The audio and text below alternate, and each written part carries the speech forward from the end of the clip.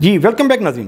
رضوان صاحب بات ہو رہی تھی الیکشن کی اور MNAs MPAs کی, اور تو کسی پارٹی نے دی. یہ بھی فرسٹ ٹائم 2008 میں آیا تھا ڈوگر صاحب, تو انہیں اس وقت ایم پی اے شپ مل گئی تھی, اور بلکہ وہ تو ڈپٹی پی ایم کے انہوں نے انجوائے کیا تھا. اس وقت گیلانی صاحب وزیر اعظم تھے اور یہ ان کے ساتھ as a deputy P M تھے. اسی طرح ڈھیڑ کی بات کریں وہ بھی سیم تھا. وہ پہلے اس سے پہلے کبھی نہیں بنا تھا. ایک دفعہ ناظم بنا تھا, وہ بھی پیپل پارٹی نے بنایا تھا اس وقت. اس کے بعد پہلا الیکشن لڑا تھا وہ ایم پی اے کا, وہ ہار گیا تھا, لوز کر گیا تھا. لیکن 2008 کا الیکشن پہلی دفعہ وہ ایم پی اے بنا تھا. تو آپ نے کویشچن ہی مطلب میری تو سمجھ میں نہیں آتا. آپ کہہ رہے ہیں کہ وہ کئی دفعہ ایم پی اے بنے, صرف ایک دفعہ ایم پی اے بنے تھے دونوں. اچھا, تو ایک ایک دفعہ بنے ہیں دونوں, ایک ایک دفعہ ایم پی اے بنے. اس کے بعد پھر وہ پارٹی چھوڑ, اس کے بعد انہوں نے پارٹی چھوڑ کے وہ جمپ کر گئے. ٹھیک ہے ٹھیک ہے. اچھا یہ بتائیں, ابھی آپ کے حلقے میں ابھی ہم اگر آپ کے اپوننٹ جو کینڈیڈیٹ ہیں ان کو اگر ہم کمپیریزن کریں تو وہ مسلم لیگ نون کا امیدوار ایک ہوگا, ایک پی ٹی آئی کا امیدوار ہوگا. پی ٹی آئی کا کیونکہ یہ 3.5 سال گورنمنٹ میں رہا ہے, اس نے کوئی ترقیاتی کام کروائے ہیں. میں کہوں ظہیر الدین الزئی کا یہ حلقہ بنتا ہے, تو اس نے ابھی وہ کیونکہ الیکشن میں جائے گا, پچھلی سیٹ بھی جیتی ہوئی ہے, اس کو لازمی ہے کہ جو اس کو پارٹی ٹکٹ دے گی, تو جب وہ حلقے میں جائے گا تو وہ حلقے میں اس نے کام گنوانے ہیں نا, میں نے یہ کام کیا ہوں, یہ کام کیا ہوں. تو کوئی ایسے کوئی کام ہیں جس کی بیس پہ وہ لوگوں کو اٹریکٹ کرے گا کہ جی مجھے آپ نے ووٹ دیا تھا, میں نے 3.5-4 سال میں نے حلقے میں یہ ڈیولپمنٹ کے کام کروائے ہیں, عوام کے فلاح و بہبود کی یہ کام کروائے ہیں. تو کوئی ایسے کام ہیں جس کی بیس پہ وہ, پہلی بات یہ ہے کہ گیلانیوں سے زیادہ 155 حلقے میں کسی نے کام نہیں کروائے. سب سے زیادہ کام 2008 سے 2013 تک گیلانی فیملی نے کروائے تھے اس حلقے میں. اس سے زیادہ کام نہیں کروائے. بالکل گلیاں بنوائی ہوں گی, کوئی گٹر لین بھی بچھوائی ہوگی, میں یہ نہیں کہتا, انہوں نے بالکل کام کروائے ہوں گے. لیکن انشاءاللہ میرا ورک مجھے یقین ہے کہ ان سے زیادہ ہے, اور عزت تو اس کو ملنی ہے جس کو اللہ تعالیٰ نے چاہا. اچھا مسلم لیگ نون کا بھی امیدوار اس میں پارٹیسپیٹ کرے گا, ظاہری بات ہے. وہ میرے خیال میں اس کا رفیق رجوانہ کا بیٹا, جی آصف رفیق رجوانہ ہے. تو کچھ ایڈجسٹمنٹ کے, سیٹ ایڈجسٹمنٹ کے بھی چانسز ہیں آپ کے حلقے میں؟ پہلی بات یہ ہے کہ ہماری پارٹی جو ہے نا وہ پی ڈی ایم کا حصہ نہیں ہے. اتحادی ضرور ہے لیکن پی ڈی ایم میں شامل نہیں ہے وہ, تو اس لیے سیٹ ایڈجسٹمنٹ بنے گی نہیں. ہم انشاءاللہ اپنا الیکشن کنٹیسٹ کریں گے, وہ اپنا کنٹیسٹ کریں گے. اچھا یہ پارٹی کلیئر پالیسی ہے, کلیئر, اس میں کوئی چانس نہیں ہے. اس پہ رانا ثناء اللہ بھی بیان دے چکے ہیں. اس کے علاوہ اور بھی کافی بیانات آ چکے ہیں, اور آپ پی ڈی ایم کی پارٹیاں دیکھ لیں, 5 ہیں یا 6 ہیں, اس میں پیپل پارٹی اس کا حصہ نہیں ہے. ہاں جیسے ایم کیو ایم اتحادی ہے اس طرح پیپل پارٹی بھی اتحادی ہے. اچھا پچھلے دنوں ایک خبر چل رہی ہوئی تھی کہ جی زرداری صاحب کی اور شہباز شریف صاحب کی میٹنگ ہوئی ہے, جس میں پنجاب میں پروونشل اسمبلی میں سیٹ ایڈجسٹمنٹ کے لیے کچھ 30 سیٹوں کی بات چل رہی تھی کہ جی 30 سیٹوں میں ایڈجسٹمنٹ ہوگی.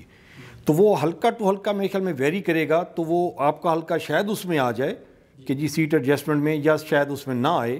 یہ جو پیپل پارٹی 2023 کے الیکشن میں جائے گی, اس وقت جو حکومت کا الائنس کا حصہ ہے, جی ٹھیک, ابھی جو بیانیہ لے کر خان کی حکومت کو ہٹایا گیا تھا کہ مہنگائی ہے, اکانومی خراب ہے, بے روزگاری ہے, خان ڈلیور نہیں کر رہا, خان نے ملک کو تباہی کے دہانے پہ لا کے کھڑا کر دیا ہے, ہم آئیں گے, ہم تجربہ کار لوگ ہیں, ہم آ کے اس ملک کو تبدیل کر لیں گے, اور ایسے تبدیل کر لیں گے. ہمارے پاس اسحاق ڈار ہے, ہمارے پاس شہباز شریف ہے, وہ جو بیسٹ ایڈمنسٹریٹر ہے, ہمارے پاس پیپل پارٹی کی ٹیم ساتھ مل جائے گی, ہمارے پاس مولانا کی ٹیم ساتھ مل جائے گی, ہمارے پاس ایم کیو ایم کا برینڈ مل جائے گا, تو ہم چینج کر لیں گے. تو وہ ابھی تک تو جو حالت اور بری ہو گئی ہے. پہلے نا میں کچھ چیزیں کلیئر کر دوں. پنجاب میں اب تک پی ٹی اے کی گورنمنٹ رہی ہے. جو آٹا, دال, سبزیاں, یہ جتنی چیزیں ہیں نا یہ پنجاب کے انڈر آتی ہیں, آپ کو میرے سے زیادہ علم ہے. تو یہ جو مہنگائی ہوئی ہے نا یہ وہی پی ٹی آئی کی وجہ سے ہوئی ہے. 10 سال پہلے جب کے پی کے صوبہ ان کو ملا تھا, چلے پنجاب میں کہتا ہوں 4.5 سال کی ہے, ادھر انہوں نے 10 سال گورنمنٹ کی ہے. ان 10 سال پہلے 1000 روپے بھی وہ مقروض نہیں تھا کے پی کے. اس وقت 10,000 ارب مقروض ہو چکا ہے, اور وہ صوبہ ڈیفالٹ کر چکا ہے, سب کو پتہ ہے اس وقت, ٹھیک ہے نا. اب آئے پاکستان مرکز کی طرف ہے. اس میں 2019 یا 20 کا بیان ہے آئی تھنک اس کا شیخ رشید کا. اس نے کہا ہے کہ پاکستان ڈیفالٹ کر چکا ہے, آن ریکارڈ موجود ہے, لیکن عمران خان پہ اللہ کی رحمت ہے, کرونا آ گیا, فلاں آ گیا, تو ہم بچت میں آ گئے ہیں. اس کا مطلب ہے کہ وہ پہلے ہی ڈیفالٹ کرا چکے تھے. اگر آپ 2018 کی پرائسز لیں, اس وقت چینی 55 پہ تھی, یہ 110 پہ لے گئے, آج کل 85 پہ آ چکی ہے. کافی ساری چیزیں اس میں ریکور ہوئی ہیں. 500 پہ گھی تھا, ٹھیک ہے نا, جب یہ چھوڑ کے گئے تھے. جب یہ آئے تھے اس وقت 120 روپے گھی تھا. اب اس کے علاوہ انہوں نے جو پورا اسٹیٹمنٹ اٹھا کے, پورا اسٹیٹ بینک اٹھا کے انہوں نے ان کے حوالے کر دیا, IMF کے حوالے. اسی طرح بہت ساری انہوں نے غلط پالیسی کی ہیں, ایسے ایگریمنٹ کیے ہیں جس سے اب وہ بھاگ رہے ہیں, جس سے وہ نہیں کر رہے. یہ تو ایگریمنٹ کے IMF کے ساتھ تو خان بھی یہی کہتا تھا, یہ ان کے ایگریمنٹ تھے. اچھا, بجلی کے جو ریٹس ہیں وہ سارے کے سارے بی بی کے دور میں یا نواز شریف کے دور میں جو انہوں نے ایگریمنٹس کر لیے ہوئے تھے, جو وہ سارا کا سارا وہ. جی خان صاحب, جب 2018 میں ان کو گورنمنٹ ملی تھی, اس وقت 90 ارب ڈالر قرضہ تھا, آن ریکارڈ بات ہے, یہ آپ چیک کر سکتے ہیں, ٹھیک ہے. جب یہ چھوڑ کے گئے, یہ کوئی 50 ارب ڈالر کے نزدیک لے کے گئے, 138 کے قریب یہ چھوڑ کے گئے قرضہ. اب مجھے یہ بتائیں, 50 ارب ڈالر انہوں نے پچھلے پورے یعنی کہ 70 سال میں قرضہ لیا گیا 90 ارب ڈالر. انہوں نے 4 سال میں 138 پہ 140 پہ پہنچا دیا. 50 ارب کے نزدیک انہوں نے قرضہ لے لیا. خود ان کے اپنے زبان, ان کی ریکارڈنگ موجود ہیں, یہ کہہ رہے تھے اس وقت جب تقریروں میں 2018 کی تقریروں کی بات کریں نا, یہ کہتے ہیں کہ پاکستان پہ روپیز میں 25,000 ارب روپے قرضہ ہے.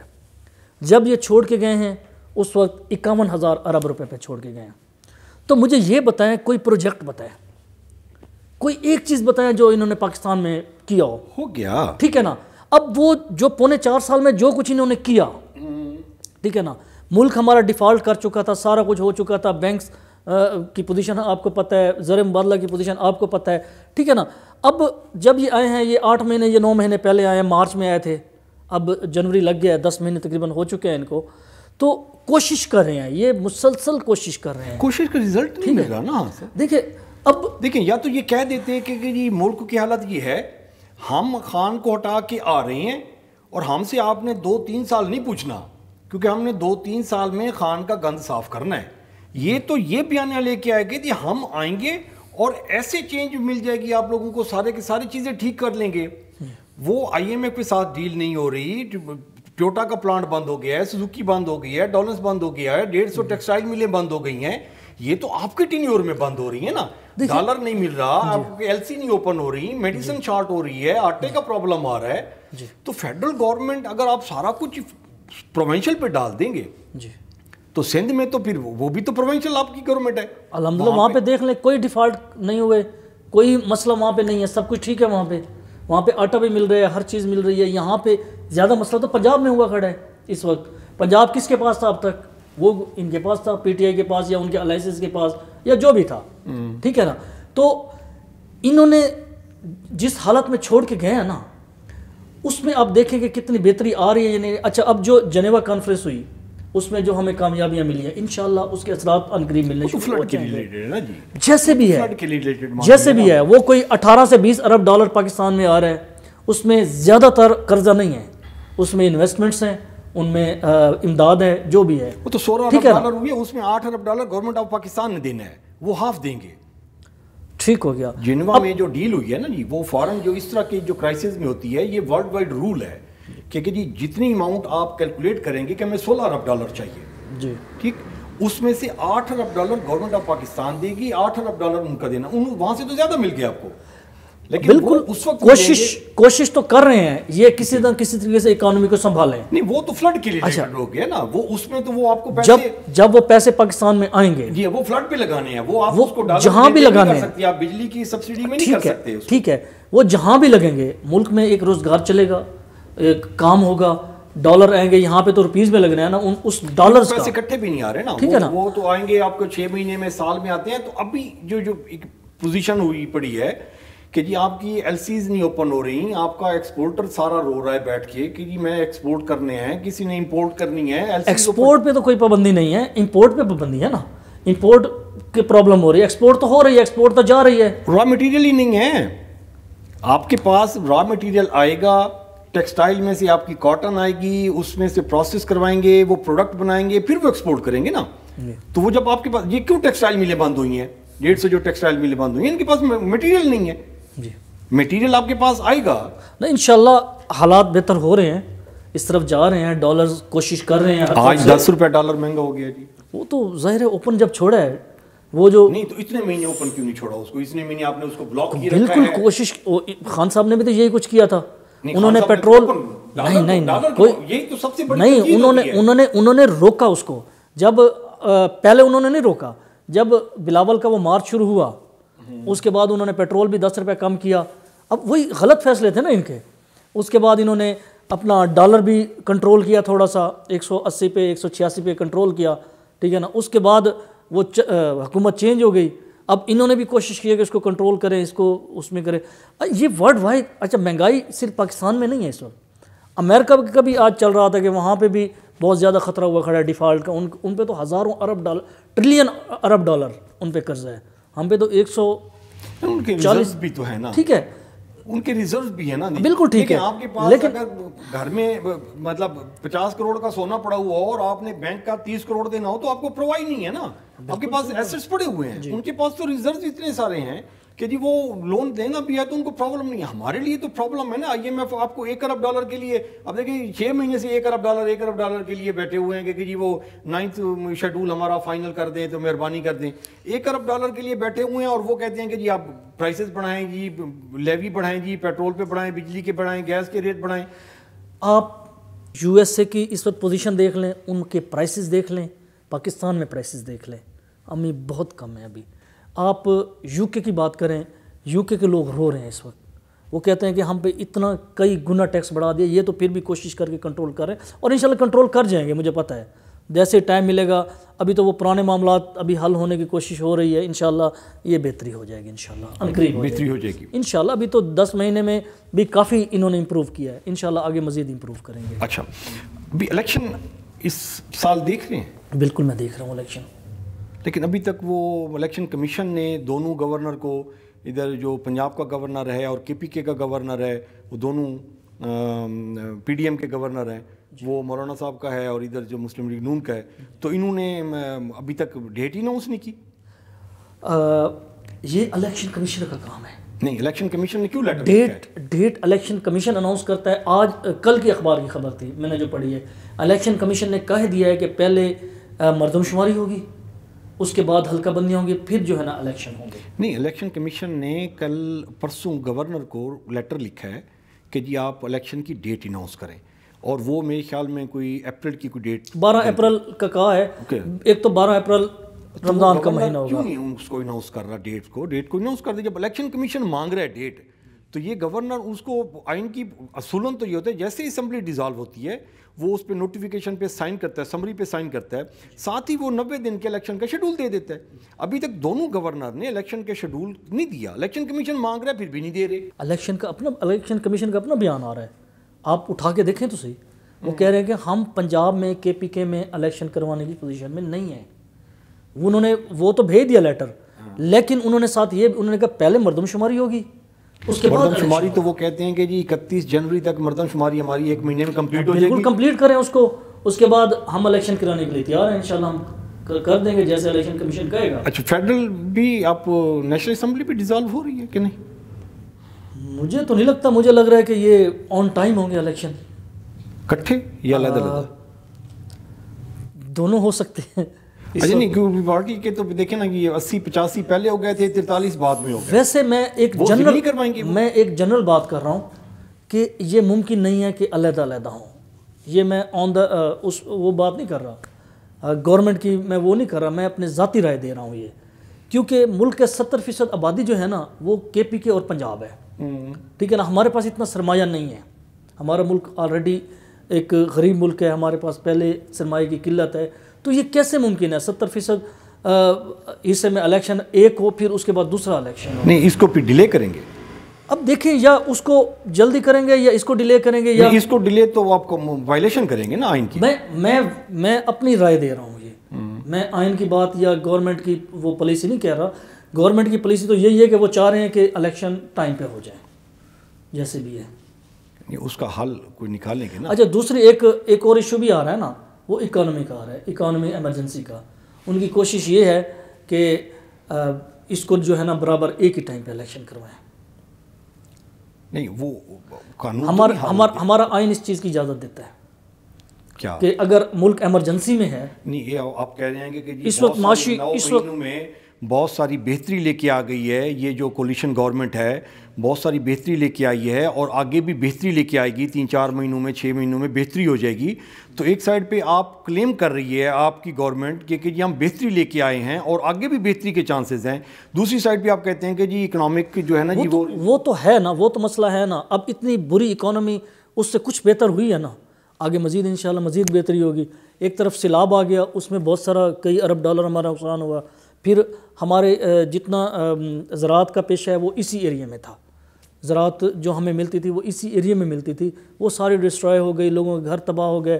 تو اب انشاءاللہ امید ہے کہ اب دوبارہ اس کی وہ ہو رہی ہے، بہتری کی طرف آ رہے ہیں انشاءاللہ، وہ بہتر ہو جائے گی انشاءاللہ. اچھا رضوان صاحب، جب آپ اکانومک کی بہتری کی بات کرتے ہیں تو اس میں 3-4 چیزیں گنی چنی آ جاتی ہیں کہ جی آپ کے پاس IMF کا پیکیج آ جائے، یا آپ کے پاس کوئی فورن انویسٹمنٹ آ جائے، کوئی ٹیلی کام کمپنی آ جائے، کوئی آٹو موبائل انڈسٹری آ جائے، یہاں سے آ کے 1-2 ارب ڈالر انویسٹ کرے پاکستان میں اور آپ کی انڈسٹری کو بوسٹ کرے، یا آپ کے جو فورن ریمیٹنسز ہیں جو اوورسیز پاکستانیز ہیں وہ پیسے بھیجتے ہیں وہ بڑھا دیں.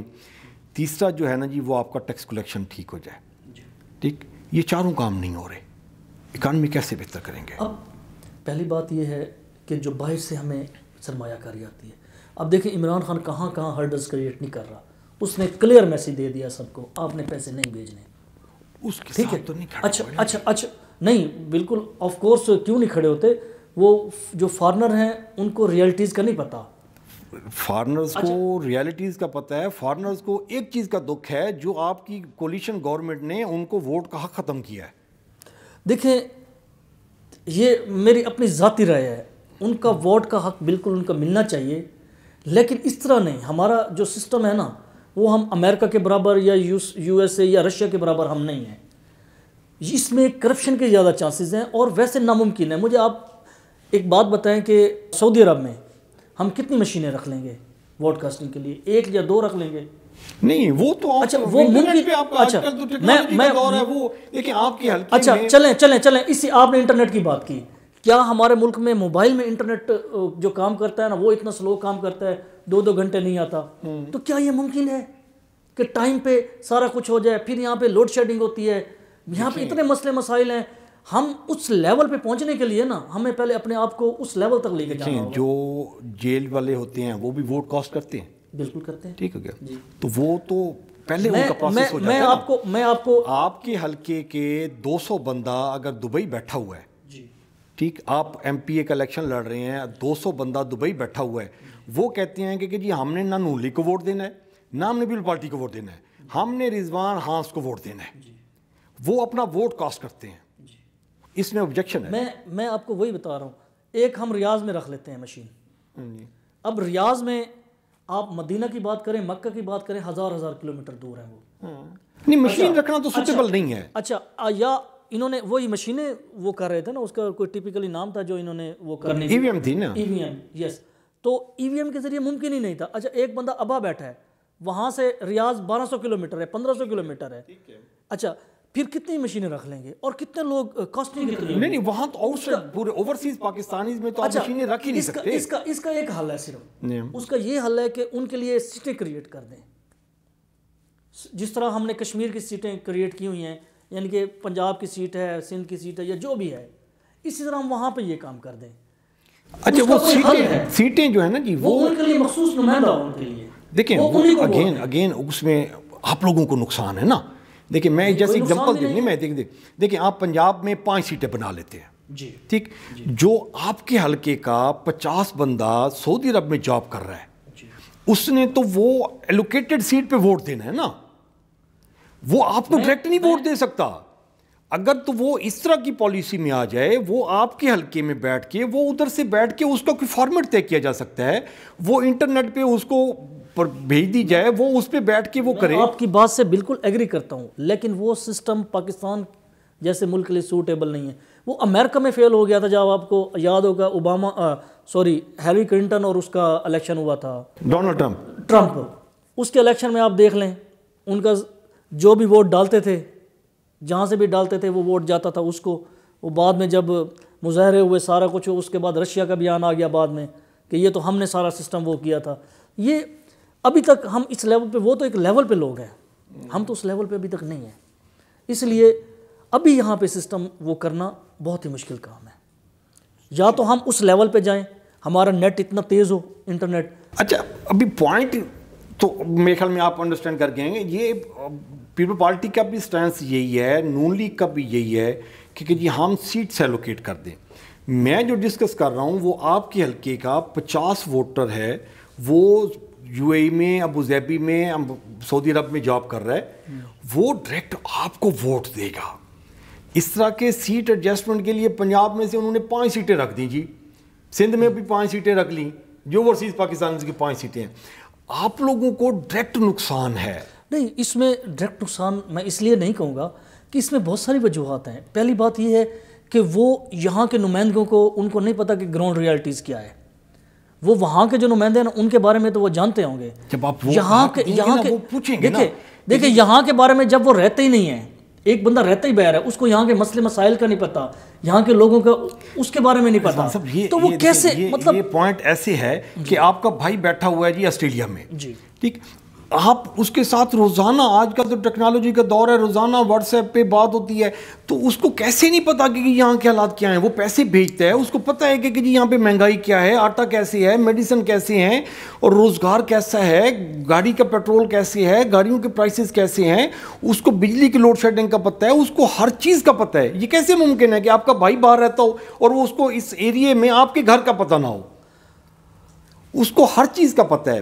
دیکھیں جب آپ اس کو انگیج کریں گے نا, وہ اگر نہیں بھی پتا نا, اس کو مثال کے طور پر اس کو نہیں پتا, وہ حلقے میں کسی کزن کو فون کرے گا, چاچی مامے کو فون کرے گا, وہ پوچھے گا کہ جی انکل جی یہ آپ کے اس دفعہ الیکشن ہو رہے ہیں, تو کون کون کینڈیڈیٹ کھڑا ہو رہا ہے, آپ کس کو ووٹ دے رہے ہیں, کون سا سوٹیبل کینڈیڈیٹ ہے, میں ووٹ کس کو دوں. وہ انوالو ہوگا, وہ انٹریکٹ کرے گا. وہ مسئلوں کو نہیں پتا تو اس کو مسئلے کا پوچھے گا نا, وہ مسئلوں کا تبھی پتہ لگے گا. پہلی بات یہ ہے کہ جب پاکستان کی کرنسی ڈاؤن ہوتی ہے تو وہ مزید خوش ہو جاتے ہیں وہ لوگ کہ ہمارے اب جو ہے نا ڈالر جو ہے نا وہ پاکستانی روپیز زیادہ ملیں گے. ٹھیک ہے نا, یہ تو ٹرو ہے. ٹھیک ہے نا. ان کو بالکل نہیں پتا کہ یہاں پہ مسائل کیا ہیں. ان کی تو الٹا وہ زیادہ ان کی موجیں لگ جاتی ہیں. جیسے ڈالر اپ ہوتا ہے, روپیز کی قدر گرتی ہے, ان کے لیے کوئی مسئلہ ہی نہیں ہے. ان کے لیے اب جو یہاں پہ کما رہا ہے, یہاں پہ جس کے معاملات ہیں, وہ بڑی مشکل سے روٹی کھا رہا ہوتا ہے, باقی معاملات ہو رہے ہوتے ہیں اس کے. جب وہاں سے جو جن کے رشتہ دار باہر رہتے ہیں ان کی آپ پوزیشن دیکھ لیں, آپ کو پتہ چل جائے گا.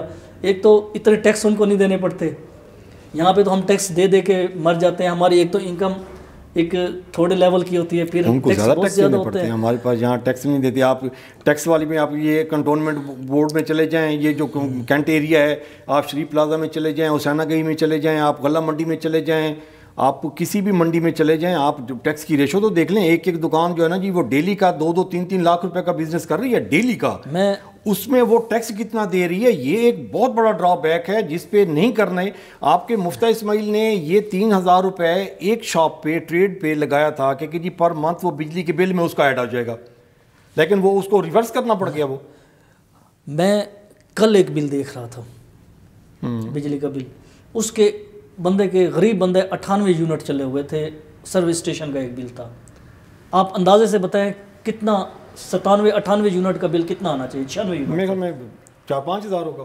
44,000 تھا اس کا بل. وہ سر پکڑ کے بیٹھا تھا. اس میں ایکسٹرا ٹیکس کوئی لگا ہوا تھا, اس میں وہ کوئی وہ کم یونٹ چلے ہیں اس کا ٹیکس 8500 لگا ہوا تھا, اس میں انکم ٹیکس علیحدہ لگا ہوا تھا, سیلز ٹیکس علیحدہ لگا ہوا تھا, پتہ نہیں کتنے ٹیکس اس میں لگے ہوئے تھے. اصل نا ہم کئی گنا ٹیکس زیادہ دے رہے ہیں.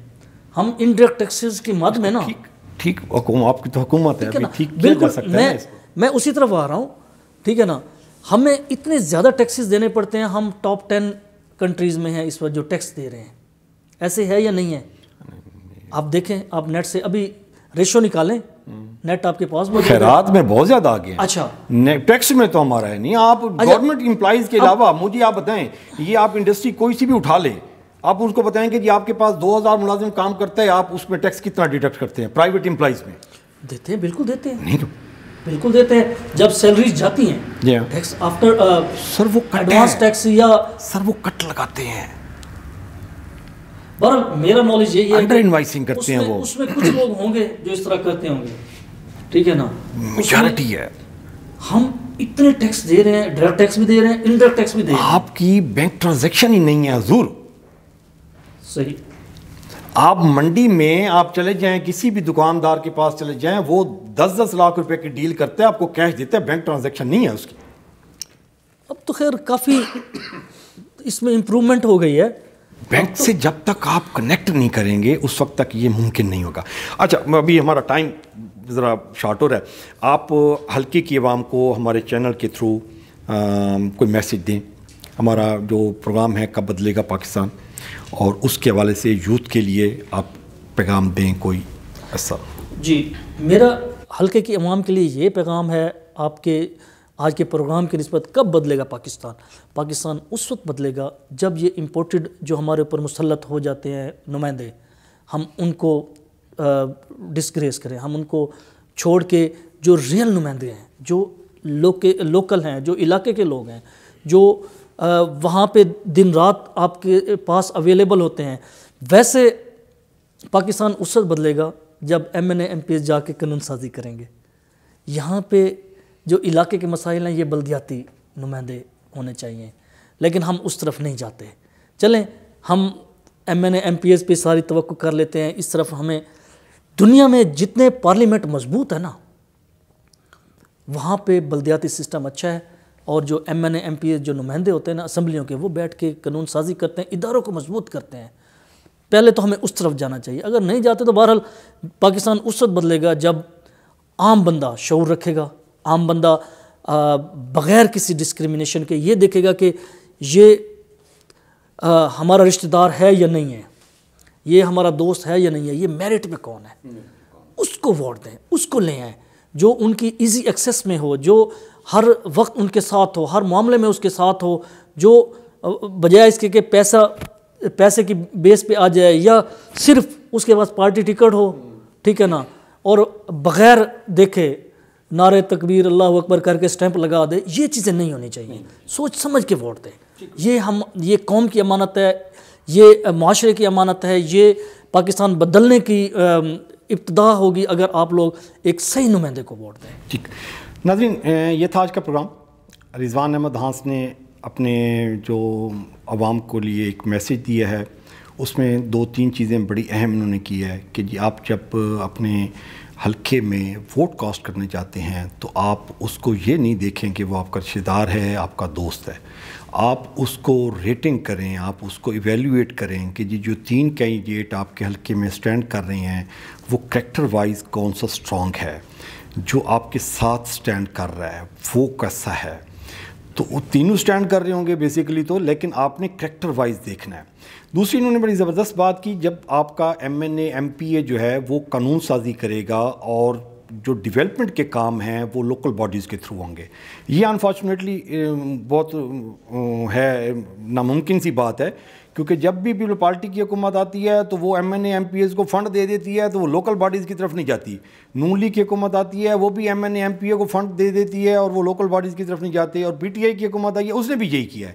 تو یہ تو بڑا مشکل کام ہے, لیکن آئیڈیلائز یہی ہے. رضوان صاحب نے بڑی زبردست پوائنٹ آؤٹ کیا ہے کہ جی جب MNA MPA اسمبلی میں صرف اور صرف قانون سازی کریں گے تب پاکستان بدلے گا, اور جب آپ کینڈیڈیٹ کو ایویلیویشن کے بعد ووٹ دیں گے تب پاکستان بدلے گا. اپنا اور اپنے پیاروں کا خیال رکھیے گا. محترم ترین کو اجازت دیجیے. اللہ نے کے بعد.